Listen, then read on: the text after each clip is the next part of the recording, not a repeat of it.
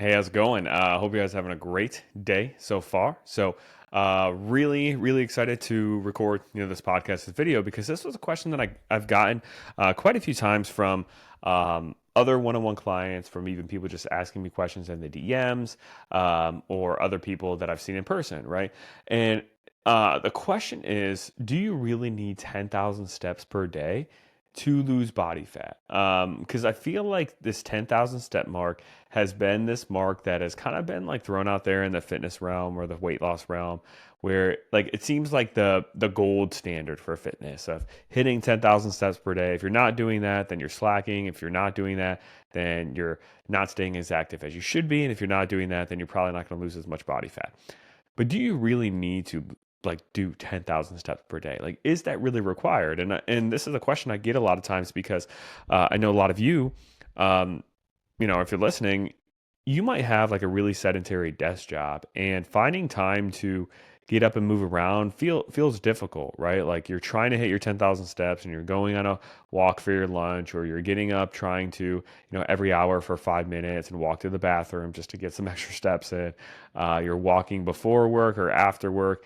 And it becomes a little bit of a challenge sometimes, depending on um, uh, how sedentary your job is, how much you're just sitting at a desk. And one like big hack that I always tell clients too is, if you can get a walking pad, it's like a little mini treadmill. You can get one for probably like 150, maybe $200 on Amazon. So they're not super expensive. Obviously, it's a little bit of investment, but far cheaper than like an actual huge treadmill. But if you can get one of those, and either if you work from home, use it while you're on your computer, or if you can even like put it in your office at work, if no one would say anything, no one would have a problem with it, take it to work and slide it underneath your desk, and get something to, raise your computer up or whatever it is, or laptop, so you can, walk and work at the same time. I always encourage that too. Or if there's like, moments in the morning or evening that you just really want to yourself to like enjoy your favorite TV show or something, get a walking pad so you at least have one at home.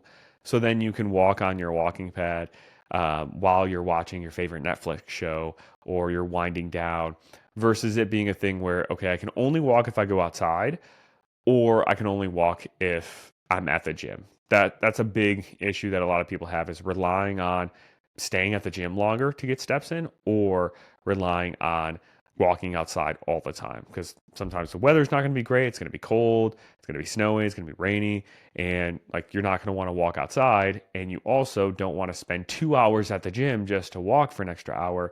So it's nice to have that flexibility to do that, in your office or at home with the walking pad. So definitely get a walking pad for one. But this whole podcast episode wasn't necessarily about walking tips, but just, do you really need 10,000 steps, or can you work around it? Can you get a lower step count and still see good fat loss progress long term? So that's what I want to dive in with this one today. And the answer to this question is, it depends. Now, I don't think 10,000 is this like magic number. It's just a pretty good number that works pretty well for a lot of people, but it's not necessarily magic. And some clients actually need a little bit more than 10,000 steps. And some clients don't need 10,000. And sometimes they can get away with 8,000. Sometimes they can even get away with less, depending on where they're at in their journey. So these are all the variables I want to talk about in this. And probably the biggest variable, the biggest variable when it comes to if you need 10,000 steps per day or not, isn't how many workouts you're doing per week.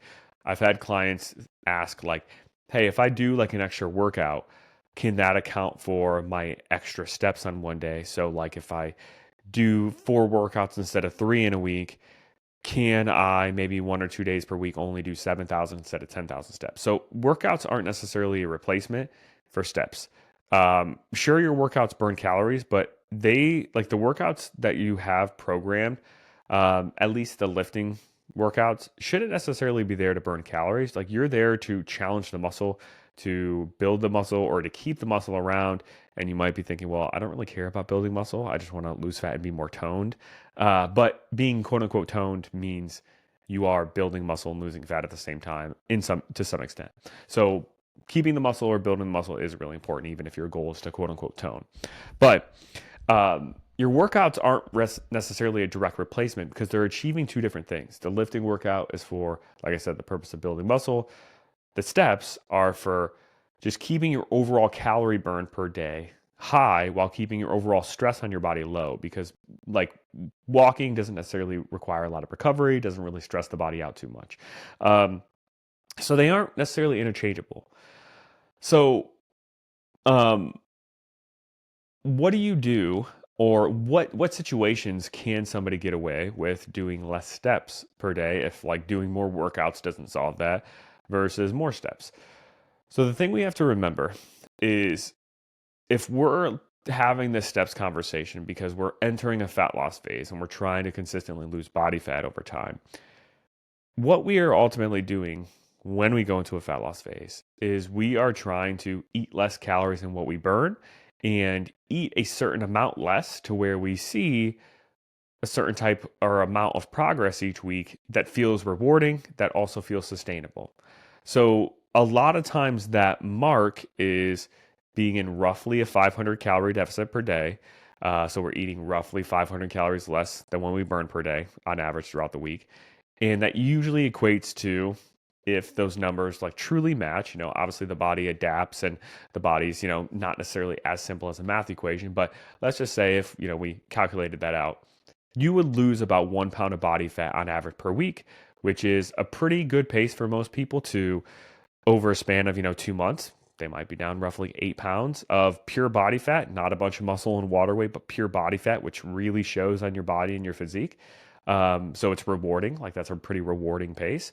And also it's a pace that for the body doesn't feel too unsustainable for most people. And like you feel like you can actually consistently keep it off. So that's kind of the pace you're aiming for. So you're aiming to roughly on average eat 500 calories less than what you burn on a day-to-day basis. With our one-on-one clients, we implement maintenance days throughout the week, so they're not eating less calories than what they burn every day of the week. But on average, it still kind of comes out to that, even with the maintenance days, the way they're programmed.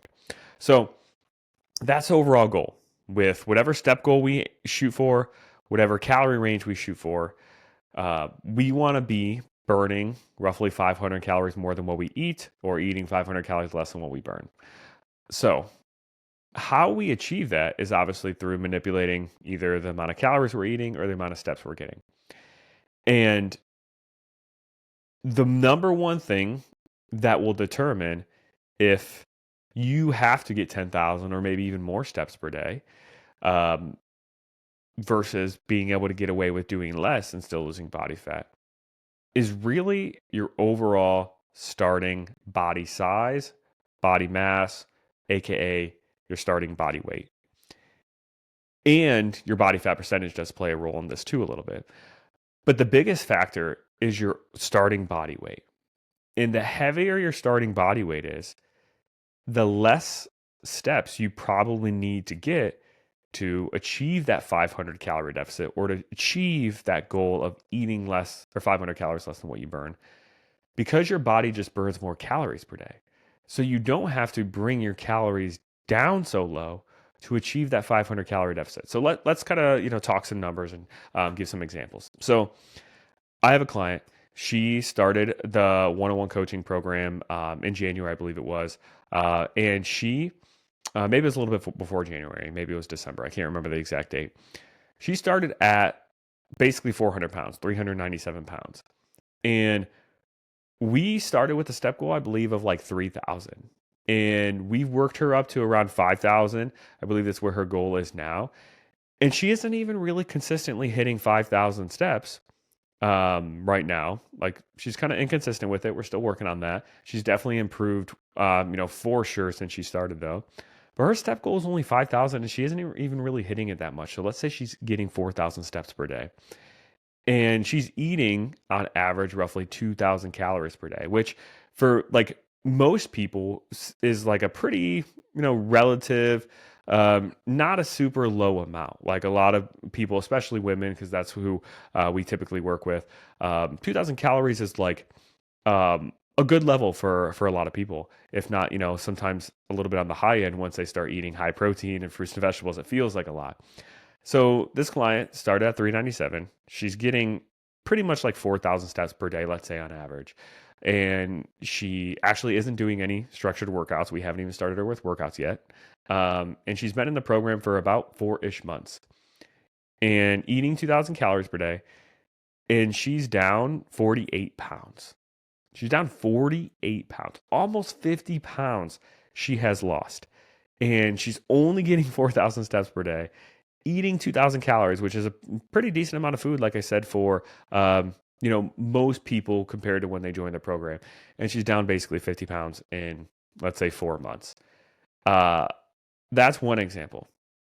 The reason why she's able to do that is because she's just starting at like a much higher body weight compared to if somebody was starting the program at, let's say, 150 pounds.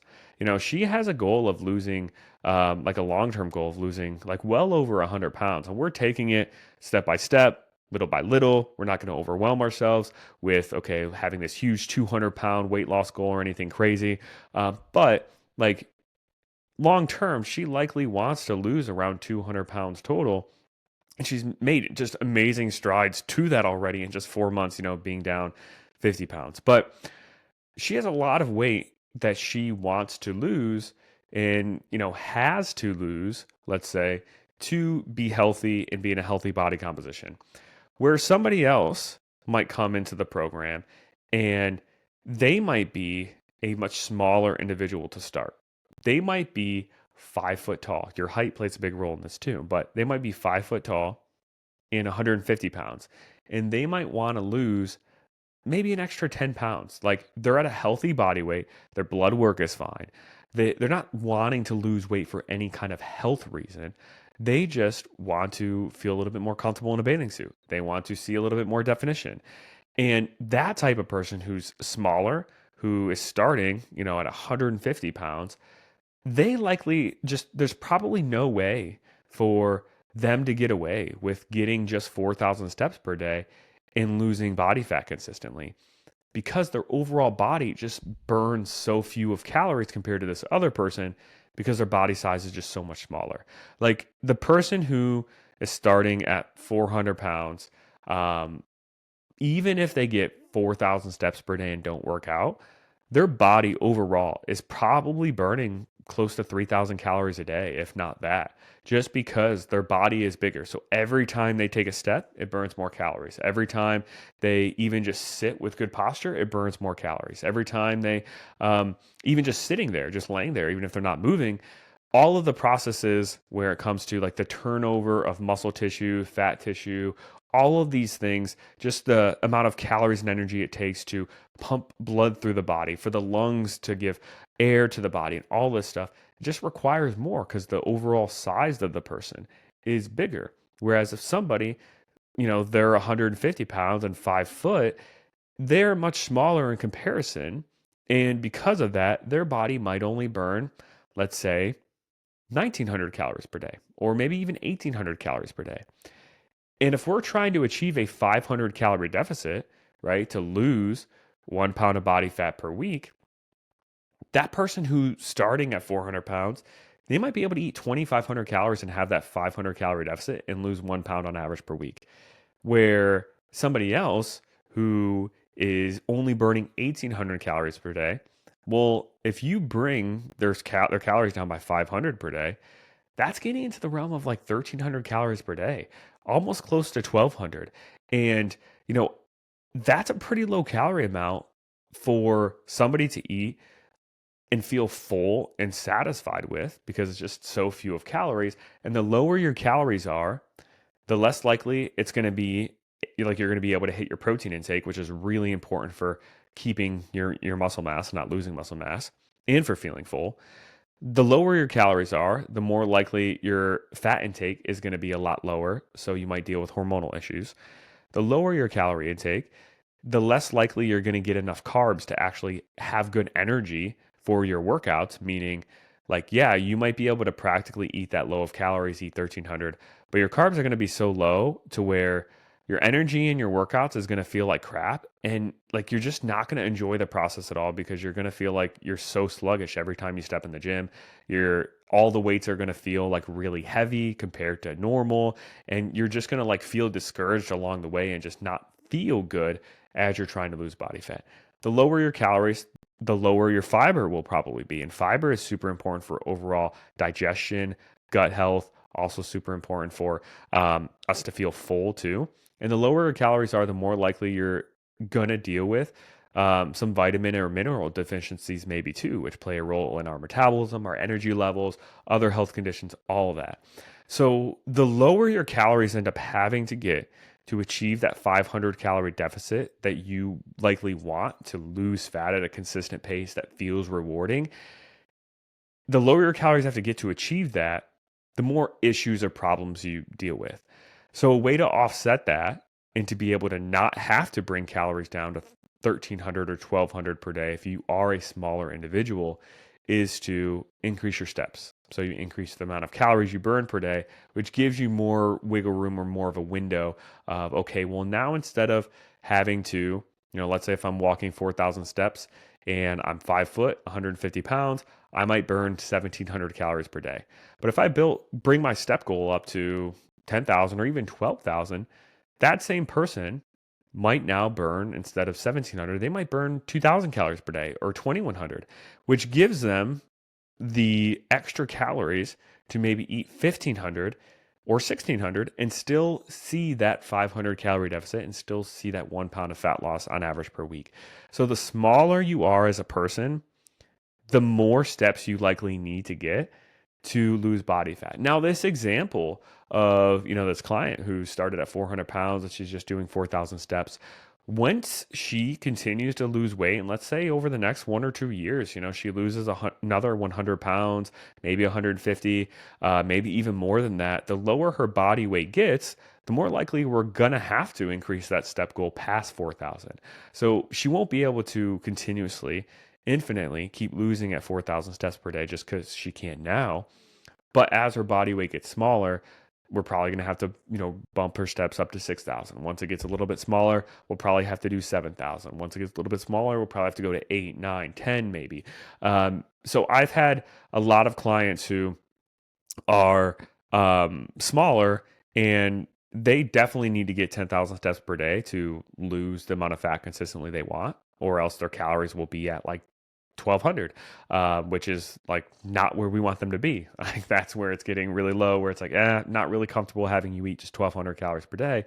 So if you want to lose the body fat in a healthy way, you just need to move around more, and we need to find a way to get those steps in. And if like your life situation really cannot fit, if you pull all the strings or pull all the levers or bring out all the tools in your toolbox, if your life does not allow you to get more than 5,000 steps per day or 6,000, and you are one of those smaller people and you want to lose weight, maybe right now just isn't the time to have that type of goal. And maybe now is the time to focus on just eating the appropriate amount for your body, fueling yourself the right way, work on building muscle, which then will probably bring some body composition change anyway. Slowly, it's going to be slower than if you were to be able to go directly into a fat loss phase. But eating at maintenance calories, fueling your body, eating enough protein, training really hard in the gym, pushing yourself in your workouts, your lifting workouts can cause some body composition change, even if the weight on the scale isn't moving. And that's like probably the route I'd recommend for somebody who says, with my job right now, I literally can't get more than 5,000 steps or 6,000. And I'm at a low body weight. I'm at a low height. I'm trying to lose this body fat literally just for pure aesthetic reasons, like just because of how I look and feel in my clothes, not necessarily for health reasons. I would postpone probably that fat loss phase until you are actually capable of getting a higher step goal, because the amount of calories you'll have to decrease or how low your calories will have to get to lose body fat just won't be sustainable at that point, and you'll feel miserable. And then also, the lower your calories get, the more your body gets adapted to it too. So it gets even harder because your body will slow down its metabolism a little bit more the lower your calories get as well, which makes it a little bit harder to see the results you want. So it's one of those things where 10,000 steps per day isn't necessarily a magic number. You don't have to get that many, but if you're a smaller individual, you probably have to be in that realm to consistently lose body fat the right way without bringing calories down too low. And if you're a bigger individual, you might be able to get away with a little bit less for like fat loss. And like I said, I found that a lot of smaller individuals, if you're like 5 foot, smaller weight, maybe you're like 130 pounds and you want to lose an extra 5 or 10 pounds just to feel like really lean, for summer or something, you probably have to get at least 10,000 or at least 12,000 steps, sorry, per day, if not more. Like I know a lot of people in that boat where even a lot of other coaches where they're consistently getting like 14,000 steps per day in order to lose body fat without having to bring their calories too low. And that's just the reality. And there's nothing really like, there's no way to really get around that if your body is just so much smaller and you can't cram those steps into like a short cardio session, an hour long, to try to burn up all those calories in a shorter period of time because you just don't have time to walk, because it's not necessarily a one-to-one trade-off due to like the stress doing like high intensity cardio every single day would maybe put on you, and also the way the metabolism adapts to that too. Because if you do like a very strenuous workout session for an hour simply to like burn a ton of calories, your body will slow down its metabolism the rest of the hours of the day a little bit. So you don't get that full benefit of like that extra 600 calories you think you're burning. But when you spread that calorie burn out throughout the rest of the day through low intensity steps, your body doesn't get as exhausted by doing so, and it doesn't downregulate its metabolism as much. So you actually do get like that full extra benefit throughout the whole day of burning those extra calories. So like if you do a 600 calorie high intensity cardio session for an hour, by the time your body metabolism adjusts a little bit after that, you might actually only be burning 400 extra calories from that session. But if you were to calculate, okay, what does 600 calories of steps account for? And let me spread that out throughout the day. You're probably getting like that additional 600 calories burned like per steps or whatever. You're getting that extra 600 calories burned per day because it's just low intensity. It doesn't fatigue you as much. It doesn't cause as much of that compensation later in your metabolism. So hopefully this was helpful to answering your question of if 10,000 steps is required. It's not necessarily a magic number, but you likely need at least 10,000 to lose body fat consistently without having your calories super low. And some people, if you're smaller and you're losing weight and you don't have that much body fat in your frame and you're just trying to lose a little bit to like feel more comfortable, you might have to go up to, 12,000 or 13,000. And this also depends on too, like how you want to live your life too with your food choices. Like some people might be okay with like eating the same meals every day, pretty much, logging and measuring your food every day, eating out like 0 times per week, pretty much, cooking and prepping everything.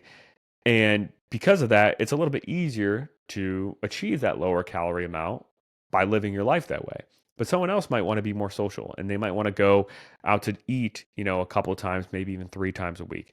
They might want to go to family members' house and have dinner there, a couple or 2 times a week. So more of their calories are being estimated, more of their calories are probably going to be a little bit higher because they're just eating meals that they don't have control over, choosing like the lowest calorie version of meat or the lowest calorie version of sauces.